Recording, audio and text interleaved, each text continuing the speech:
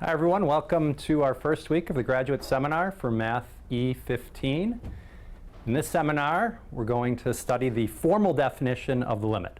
So it is no exaggeration to say that the limit is truly at the heart of calculus. So for the rest of the semester, in the undergraduate, the general portion of this class, as you watch those videos and you participate in the class, keep in mind that every time we're computing something called the derivative or a definite integral, we are in fact using a limit. Even if it's easy to forget that, that's really what we're doing. So back from the time of Newton and Leibniz, when calculus was first developed, they were able to get all of the answers right correctly. And people for several generations were able to do this as well, even though they had no formal, rigorous, satisfactory definition of what it really meant to be a limit. And this was somewhat embarrassing. And in fact, famously, this writer, Bishop Berkeley, wrote a pamphlet about Newton's calculus where he called certain elements of Newton's computations ghosts of departed quantities. And this phrase has stuck as something that showed how these things were really not well defined, even though Newton and Leibniz and the Bernoullis and Euler and all these great mathematicians were getting all the right answers, and they were successfully using calculus to do the things that they wanted it to do in terms of planetary motion and motion of the stars and all sorts of other things like that. They didn't have any satisfactory definition of the limit. And in fact, it wasn't until several generations of mathematicians went by, the early 1800s, that three mathematicians, Bolzano, Cauchy, and Weierstrass, came up with the modern rigorous definition of the limit. And that's what we're going to learn about in this seminar. So that since many of you are current or future aspiring math teachers, if a student asks you, what do you really mean when you say limit as h goes to 0? Or what do you really mean? You will be able to give an answer, we hope. That's the goal, one of the goals of this seminar. And the other goal is to get some practice teaching. So I'm going to be in charge for the first 4 weeks. I'll be teaching us about this formal definition of the limit. And then after that, we'll spend the time where you guys will be the teachers. So you will get the chance to work with me to prepare a lesson from the lesson ideas handout on the course website. And then, in turn, you will go and actually teach with the rest of us being students. And we'll do that depending on where you are, either in this classroom or online.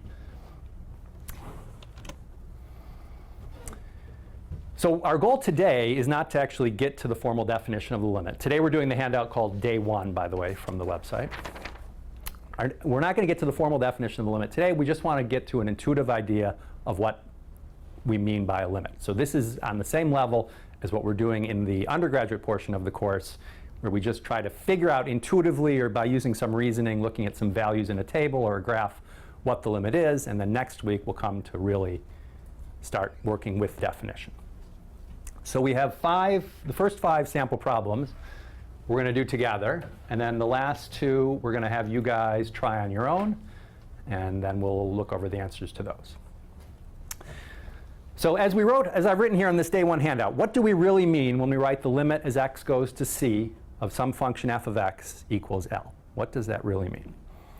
And I've got here an informal definition, which just says that, for example, if we say limit as x goes to 3 of f of x is 5, means that when we pick x values very close to 3, when x gets very close to 3, the y values get very, very close to 5. And they might equal 5, and they might not. But we don't care what happens at x equals 3. We only care what happens near x equals 3. That's the big thing to remember about a limit.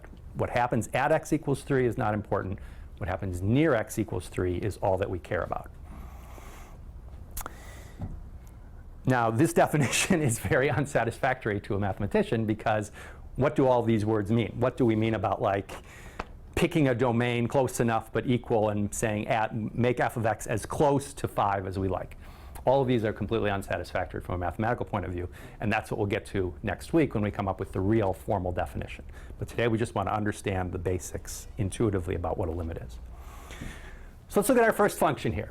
F of x equals x squared minus 1 over x minus 1. So where's the only place that something interesting is happening in this function? X equals what? 1. X equals 1, right? Because then the denominator is undefined. We know the denominator is 0. We know we're not allowed to divide by 0. So if I'm going to try to make a table of values here, and you'll notice that we're looking at functions in 3 different ways here. We're looking at them analytically, that means as a formula, numerically, meaning as a table of values, and graphically. So this is in keeping with the advanced placement people's goal of having us look at things. They want it in 4 different ways. They want the 4th way to be verbal, like in a word problem. That doesn't suit itself. That doesn't suit itself so well to this seminar, but we're doing a lot of that in the other portion of the class.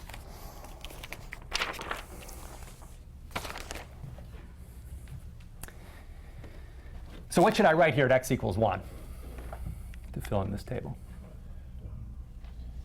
Can we use infinity? Can we use infinity? And are we even sure it is infinity? Because it's true that the bottom is 0, but what's the top going to be at x equals 1? Also 0, right? So we really have something very interesting happening when we have 0 over 0, as we'll see in the main portion of the class. In fact, every time we're computing a derivative, we're computing something where the top and the bottom of a fraction are both going to 0, and we're going to see we get lots of different answers. So we can't write infinity. What should we write? Undefined, right? So that's what I'll write. We'll abbreviate it UNDEF, undefined. And then we can fill in these other values. Anyone know what any of them are with the calculator, or maybe you can do it in your head? 1.9 for the first one? F of x, f of 0.9. Yep, that's what I got, 1.9. Good. 1.99. I just stopped at this. You just did the first 2. I couldn't fit any more. Oh, you just, well, that's what it is exactly. Oh, you mean you couldn't do these 2? You did those 2. This is exactly 1.99. That's not rounded off. Is that what you were saying? Yeah, that's what I thought I was doing. Right. This is exactly 1.99. All the things after that are zeros. So, yeah, 1.99 is the exact value. And then the next one was what? 0.01. 2.01. 2.1. That's what I got to. So, based on the numerical evidence in that table, what would you like to say about the limit as x goes to 1 of this function f of x?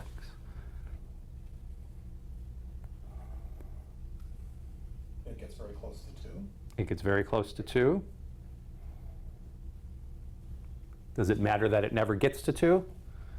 That the y values never quite get to 2? Does that affect the limit? Don't know. So what did we say at the start? Does the limit care what happens at 2 or near 2? It's trying towards where it never gets to. Will never get, sorry, I mean what I meant to say, the question was, does the limit care what happens at x equals 1 or near x equals 1? And we said that we only care what happens near x equals 1, right? So the fact that this is undefined doesn't bother us. The y values really do keep getting closer and closer to what number? To 2. Now, what am I going to have in the graph right here? The graph is somehow coming up like this, I think. But this one point is not supposed to be there, right? So how do we denote that? Open circle. An open dot, right? I think all circle. I know everybody likes to say open circle. Circle by definition is open because it's just the boundary of the shape. No, that's fine. And so we would call it, I'm tempted to call it an open circle as well. It adds clarity even if it is a little redundant. And so then we do say that that limit does equal 2. Right? The fact of this missing point, this open dot or open circle, if you want to call it that, doesn't affect the limit at all, because the limit only cares about what happens near x equals 1. Any questions on that? If you're watching from home, by the way, you should just try to fill these tables in yourself and draw the graph and see what you think the limit is. You can pause the tape. Yeah. Graphing calculator, it doesn't really show that. Right. So your graphing calculator, or probably even if you graph it on a computer, probably won't show this. And why is that? If it were a really smartly designed program, it might pick it out. But the graphing calculator or most computer programs simply plot a finite number of pixels across the screen, right? They just pick a bunch of different x values, finitely many x values, and they plot the y values at those points. And it would only be by miraculously good luck that your calculator happened to pick one of the pixels at exactly x equals 1. in which case there would be a little gap in the graph there. And that's why it doesn't show up that way in your calculator. Right. So you always have to use your calculator or a computer graphing program with a little bit of care, and you have to be smarter than your calculator. So we know that this function is not defined at x equals 1, even though the calculator might not show a nice hole there. Yeah, good question. Does that answer the question? Yes. Okay. Should we move on to the next one? Example 2. So it's almost the same function, except now this is a so-called piecewise function. And oftentimes I hear people talk about this as being referred to this as two different functions because there's two different formulas, but there's really only one function. It just is defined in a piecewise way. I could define it in 7 different pieces if I wanted. It would still be a single function. So are these numbers going to change? 0.9 and 0.99, f of those numbers? Mm-hmm. They are going to change? I thought so. Because this says we still use this value as long, we still use this formula to compute f as long as x is not 1. People agree with that? Mm-hmm. So when I plug 0.9 into this, it's the same as when I plug 0.9 back in there, right? That's correct, yeah. Yeah. Do you agree? You seem doubtful. 1.9. 1.9? 1.99. Yeah, that's why I was getting confused. Okay, go ahead. You got it though, Yeah, Phil? I did. Yeah. And then this one should still be 2.01, and this should be, I thought it should be 3. oh, here? Mm-hmm. Yeah, well, we haven't gotten to there yet. I was just asking about the values where x does not equal 1. Okay. So at all the places where x doesn't equal 1, everything is looking exactly like it looked back here, right? Meaning the graph also should be looking exactly like it looked back there. We don't know what's going to happen at x equals 1. But now, the way that this is defined piecewise, what are we supposed to put in this slot in our table? When x is 1, what is f? 3. 3, right? That's what this says. It says if x is 1, then your y value is 3. So now I'm supposed to be putting a 3 in there. So this function actually is defined for all real numbers, whereas this first example was undefined at one real number, in particular x equals 1. So how will the graph look different now?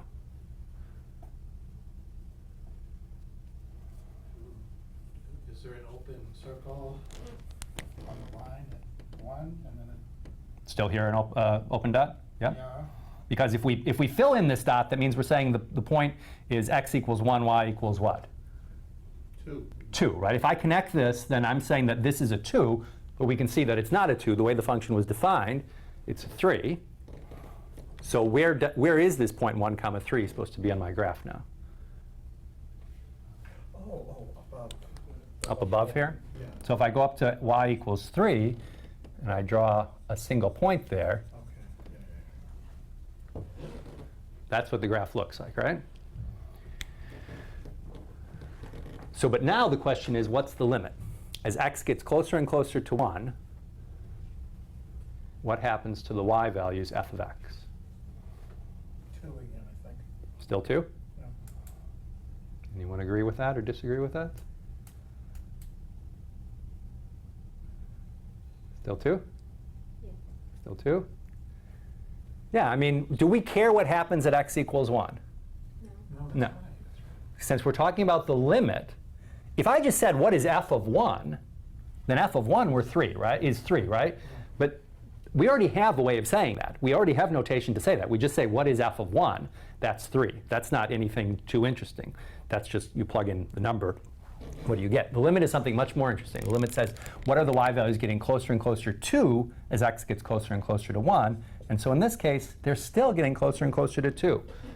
So in both of these examples, the limit as x goes to 1 of f of x does equal 2.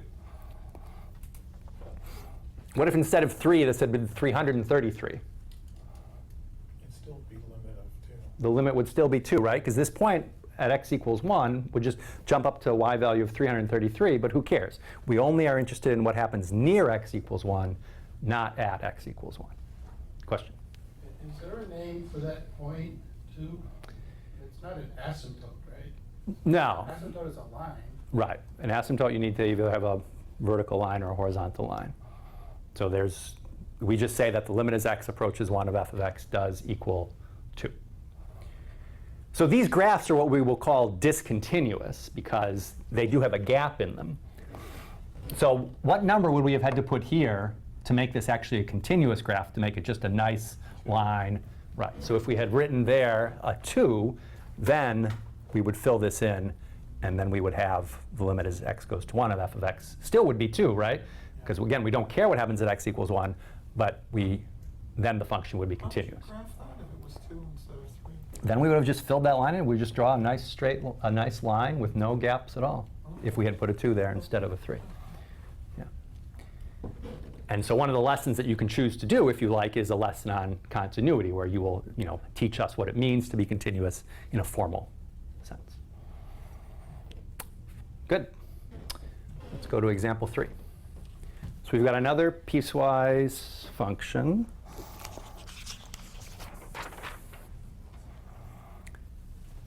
And anyone have numbers to put into this? We should always, whenever we're doing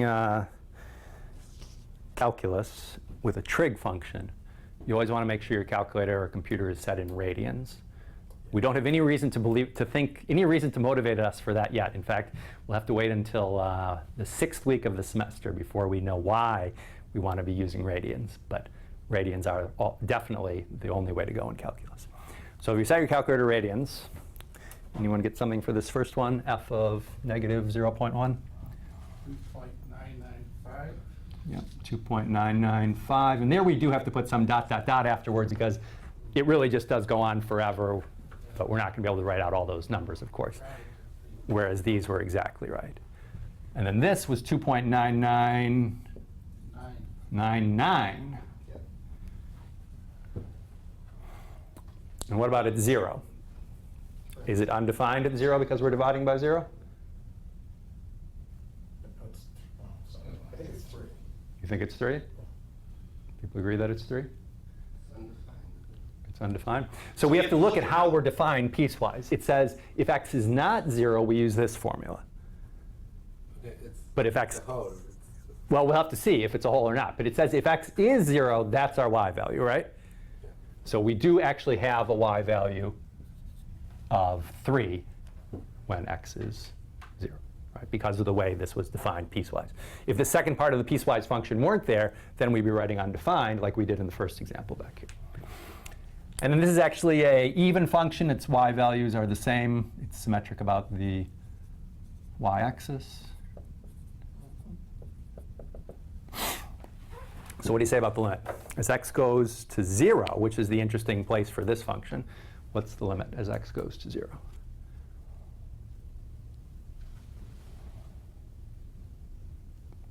Any thoughts?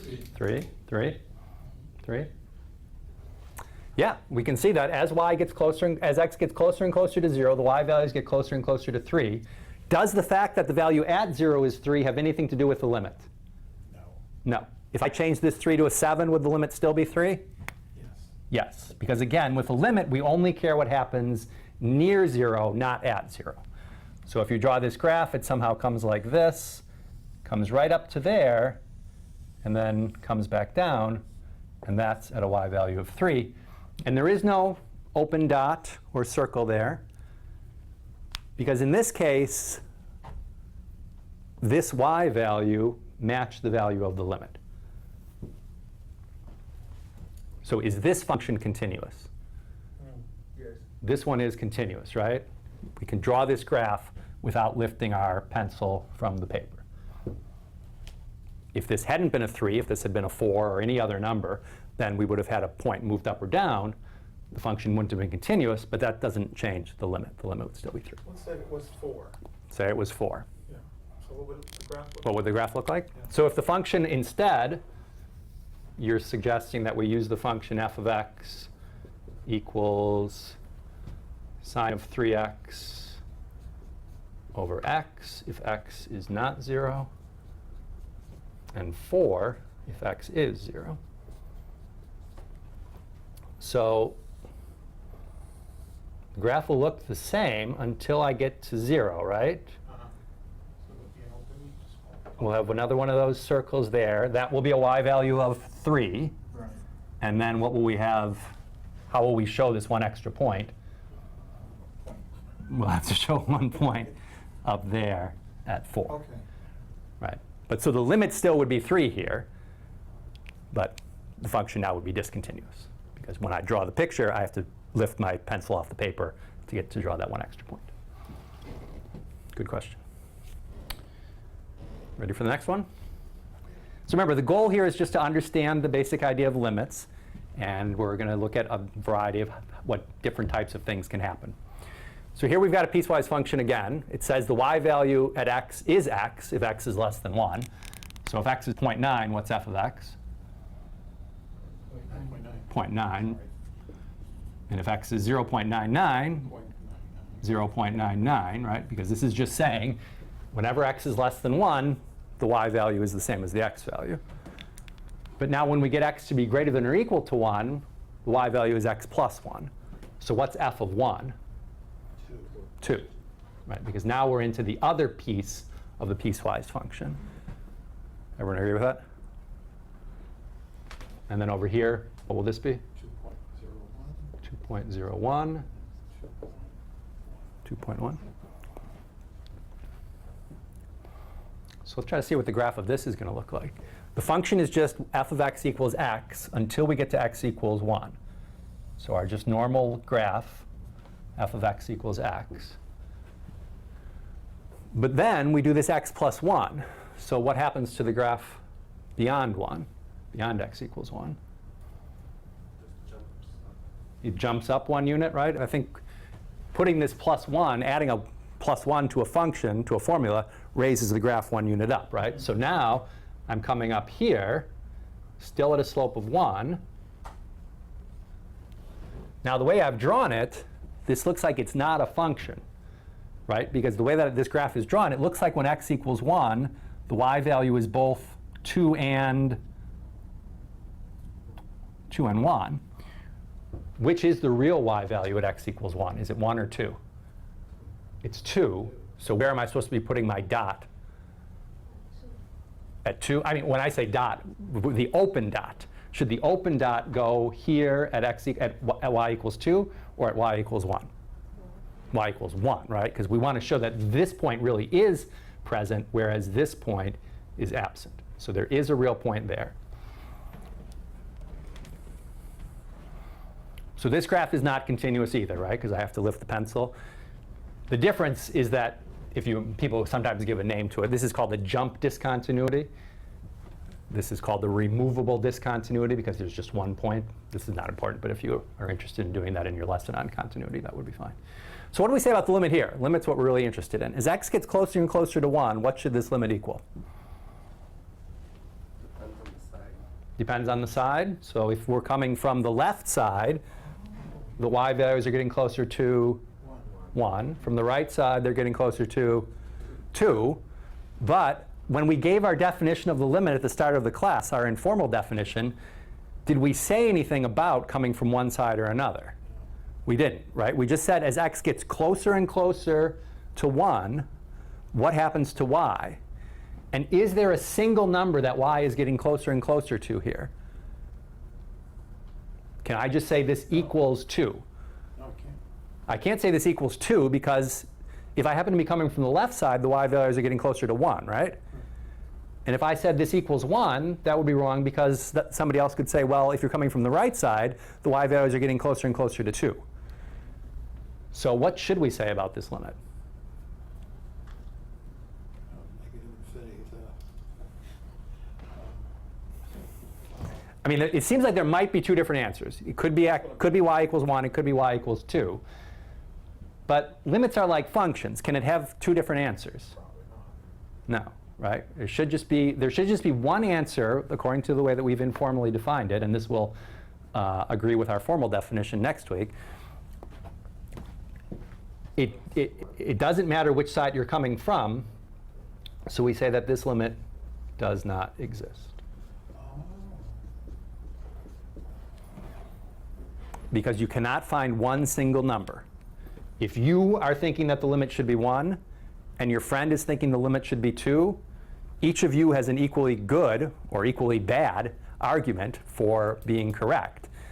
And so therefore, we say the limit does not exist, because there isn't one single value that we keep, y value that we keep getting closer and closer to. Is that okay? All right. How about this last one? I've added one extra set of numbers in the center that might help us out. Where is this something interesting happening with f of x equals sine of 1 over x?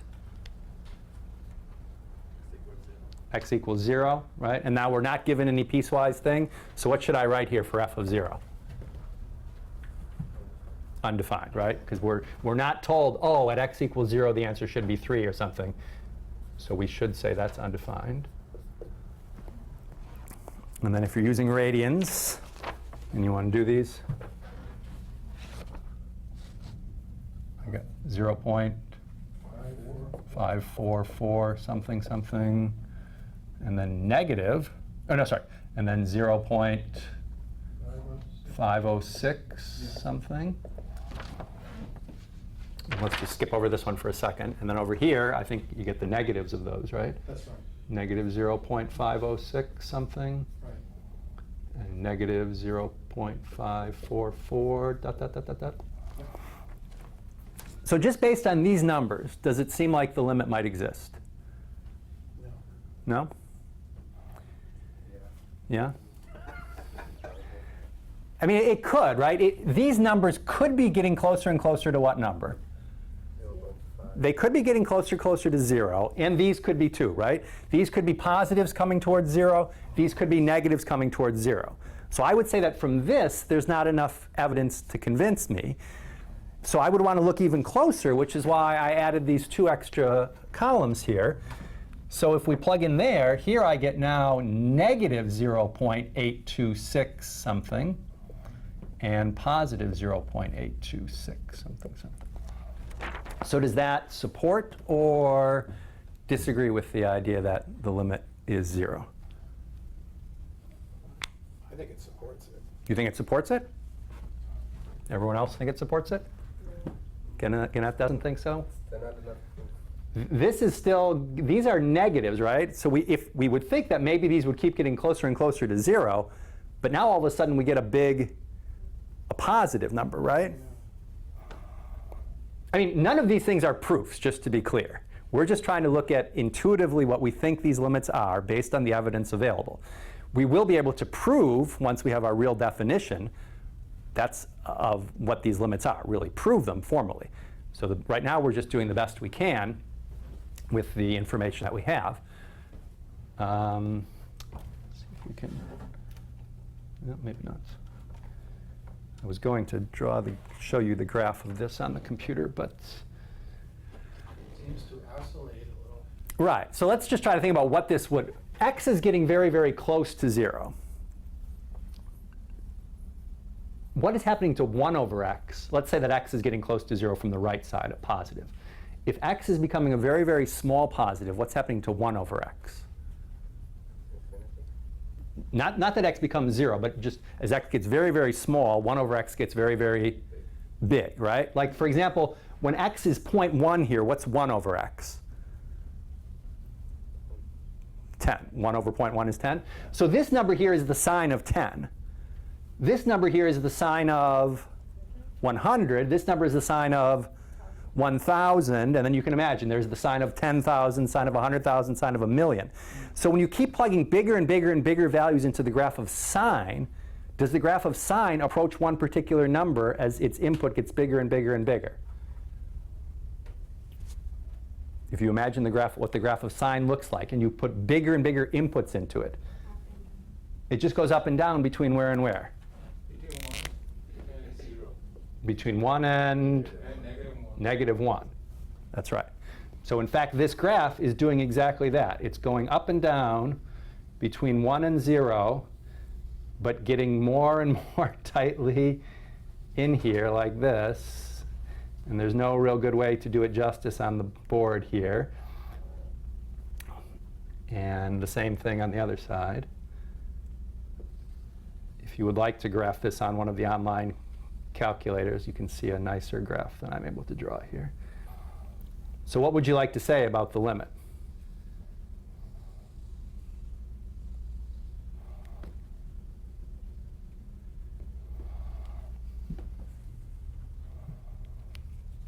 So remember, as x gets close to 0, this thing that goes into sine gets very, very big and positive, or on the left side, very, very big and negative. But that's what doesn't exist. So this also doesn't exist, right? Because this graph just keeps jumping up and down between 1 and negative 1 as x gets closer and closer to 0. So we wanted to see a variety of ways for a limit not to exist. So this limit in example 4 didn't exist. Why? There were two different possibilities, two different directions. Right. There was a different limit from the left side than from the right side. As x approached 1 from the left, y went to 1. As x approached 1 from the right, y went to 2. This limit, though, doesn't exist just because neither side exists. Even if I just looked at x coming from the right side, the graph just goes up and down, more and more tightly squeezed in here as x gets closer and closer to 0. So neither of the one-sided limits exist. So this thing definitely doesn't exist. It was completely hopeless all along. So I hope that gives you some flavor about the basic ways that what can happen with limits. We've seen some that don't exist. We've seen some that exist in a variety of different ways. Question? Is number 5 continuous? What do you think? What's the value at 0? We don't know. Undefined. Well, we do know. I mean, it's undefined, right? So if the graph were continuous, so you're starting over here, right? Let's say that you wanted that the graph was continuous, and you're going to start over here. Eventually, you're going to have to go up and down and then get over to this other side, right? Yeah. And to do that, you're going to have to go through what x value? 0. 0. And what is the value at x equals 0? Undefined. Meaning that no matter what were to happen, somehow you're going to have to lift your pencil off the paper at x equals 0 to get over onto the other side. Right. So this will not be continuous either. And yeah, good question. So what I'd like to do now is to give you some time to work on examples 6 and 7 on your own. And then when we come back, we will check